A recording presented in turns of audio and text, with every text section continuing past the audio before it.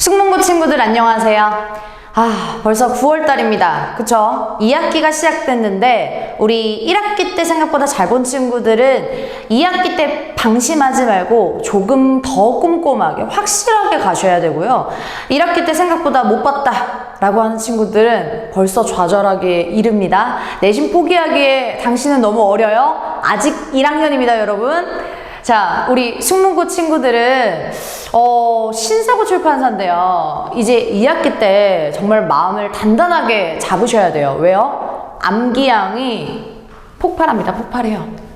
외울 게 너무 많아집니다. 아셨죠? 외울 게 너무 많아지기 때문에 정말 1학기 때에 비해서 2배, 3배 노력하셔야 돼요.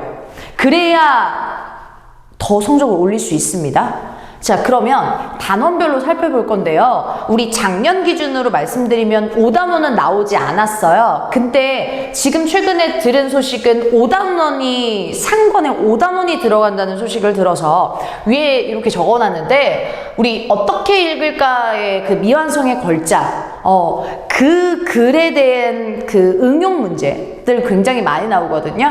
미완성의 걸작 같은 경우는 서술상의 특징 내용도 중요하지만 서술상의 특징을 꼭 보셔야 되고요. 그래서 얘가 말하고자 하는 바가 뭔데? 라는 것을 계속 요약해 주셔야 됩니다. 문제 굉장히 많이 풀어야 하는 파트입니다. 참고로 아시고요. 그리고 우리 6단원부터 나오게 되는데 정식적으로 5단원 포함해서요. 우리 그 사람의 손을 보면이라는 건 현대시, 엄마의 말뚝이라는 건 현대소설. 크게 다르지 않아요. 1학기 때와 패턴이 다르지 않습니다. 우리 첫사랑 한번 했었죠. 그쵸? 그거와 별 다를 게 없습니다. 대신 외부 지문 혹은 학습활동 시와 같이 연결하실 수 있어야 돼요. 오케이? 그래서 우리 프린트로 매년 외부 지문 출제가 되죠. 우리 작년 기준으로 말씀드리면 소설 프린트와 시 여러 가지 작품들을 나눠서 시험 범위에 같이 출제가 됐는데 이번에도 역시 그럴 거라고 충분히 예상이 가고요. 그 사람의 손을 보면이라는 딸랑 하나의 시만 출제가 되는 것이 아니라 작년 기준으로 말씀드리면 구부러진 길, 요런 외부 지문하고 보기랑 같이 연결이 돼서 태도를 묻거나 정서를 묻거나 할 수 있거든요. 혹은 형식상의 특징을 묻거나 그런 연결 부분을 문제를 굉장히 많이 풀어야 하는 파트다라고 생각해 주시면 돼요. 엄마의 말뚝 같은 경우는요, 좀 꼼꼼한 디테일이 필요합니다. 우리 어휘 문제라든지 아니면 내용 발단 위기 절정 결말 순서라든지 서술상의 특징이라든지 그리고 서술형을 대비하셔야 되는데 서술형에서 엄마의 말뚝이 상징하는 바가 뭔지 이런 순서대로 공부를 해주시면 됩니다. 책으로 찾는 길은 출제가 되지 않았으니까 간단하게만 보시고요. 혹시가 출제가 된다면 다시 한번 짚어드릴게요. 자, 메인은 7단원과 8단원이라고 생각합니다. 자, 신사고의 공통적인 학교들이 신사고에서 출제하는 공통적인 부분들이 7단원과 8단원에 힘을 줘서 출제를 합니다.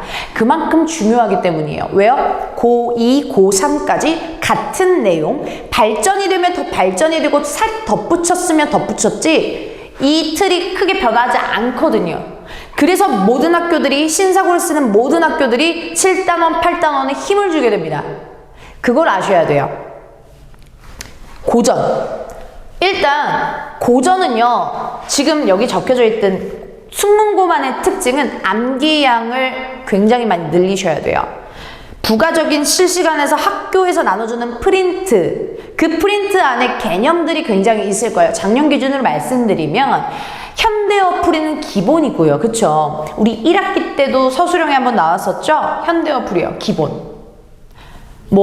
가실이라든지 고전 같은 경우는 무조건 현대어 풀이는 기본 중에 기본입니다.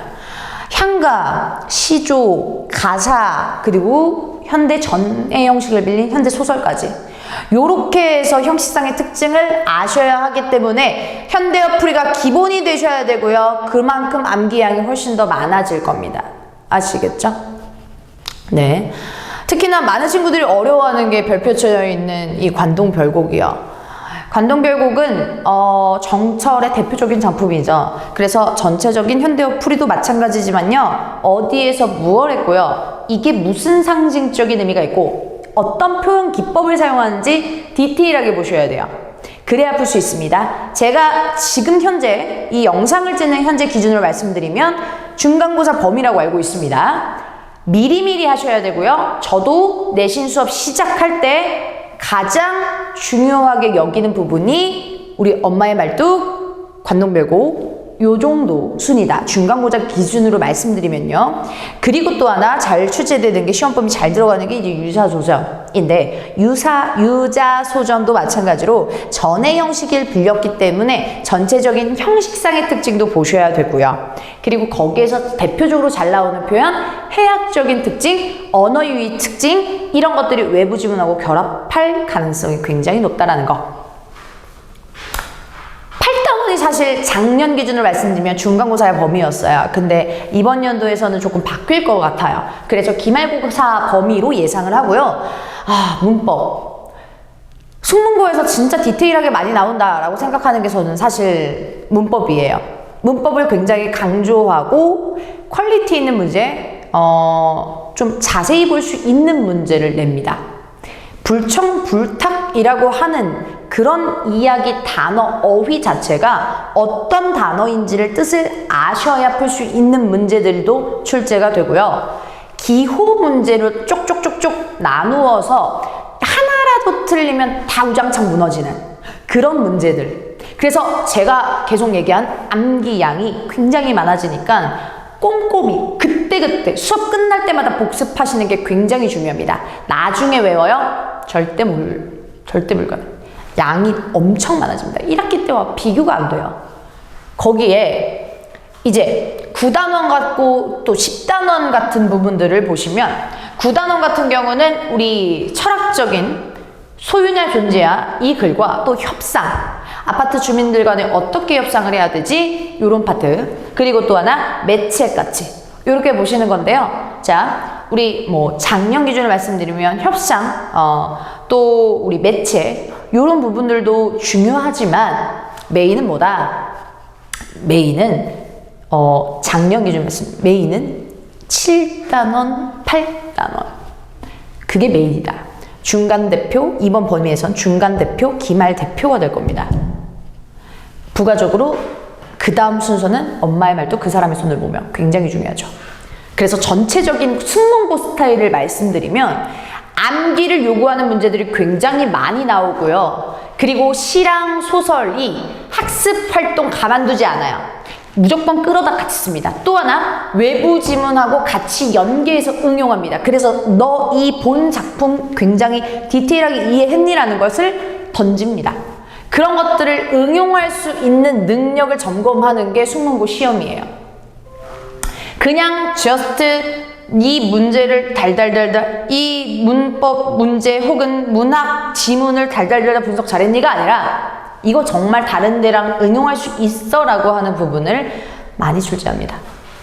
그리고 문법 같은 경우는 기말고사로 예측되는데 우리 다양한 지문 보기 적용. 제가 정말 많은 학교를 수업하거든요. 그런데 이런 이 고전 문법에서 와, 이렇게 진짜 정말 유명한 사립학교들이 굉장히 많지만 그런 특목고나 정말 유명한 학교들보다 정말 같은 레벨로 정말 디테일하게 많이 낸다라는 게 여기 파트인 것 같아요. 제 개인적으로. 진짜 개념만 외워서 되는 게 아니라 다양한 지문을 봐야 풀 수 있는 학교가 숙문고예요. 개념을 알고 내가 새로운 지문을 봤을 때, 새로운 고전을 봤을 때 그 고전을 문법적으로 분석할 수 있냐.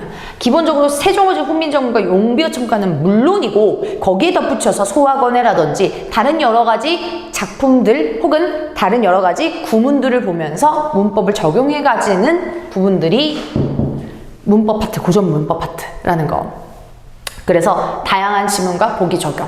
그리고 저는 사실 개인적으로 숙문고는 미리 교과서를 완벽하게 해놓고요. 우리 아시죠?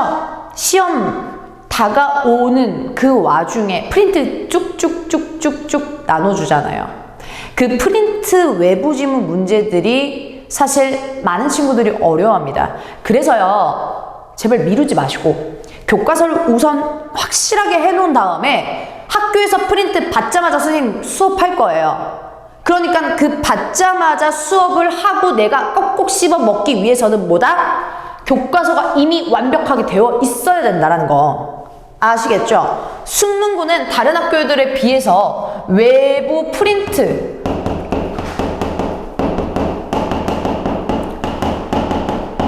외부 지문 프린트가 정말 많이 나오기 때문에 그런 것들을 시험 임박해서 교과서랑 함께 보기에는 양이 너무 많아요. 그러니까 1학기 때만 그렇게 프린트 나눠줬나? 아니요. 2학기 때 더 할 겁니다. 글이 더 길어질 거예요. 1학기 때 시 나눠줬잖아요. 그쵸? 2학기 때 소설 아마 나눠줄 거라고 예상합니다. 그래서 우리 외부 지문 프린트랑 같이 결합하기 위해서는 뭐다? 우리 2학기 때 우선 쭉쭉쭉쭉 교과서를 확실하게 해놓는다. 아시겠죠? 당장 2학기 중간고사 때는 여러분 진도 나간 미완성의 걸작, 그리고 관동 별곡, 그 다음에 유자소전, 엄마의 말뚝처럼 양이 긴 지문, 그런 것들을 먼저 해치우고 다 달달달달 암기를 계속 반복한 다음에 문제를 시조, 향가 하면서 계속 문제를 풀 수밖에 없습니다. 양이 생각보다 임박해서 굉장히 많을 거예요. 왜요? 숙문고는 매년 요게 출제가 되기 때문에. 아시겠죠? 그래서 1학기 때보다 훨씬 더 내용도 어려워지고 양이 많아지기 때문에 조금 더 성실성을 요구하는 문제들이 굉장히 많이 출제됩니다. 마음 단단하게 먹으시고요. 네, 2학기 때는 성적 수시 상승으로 변화하기 위해서 저랑 함께 열심히 한번 해봅시다. 아시겠죠? 화이팅!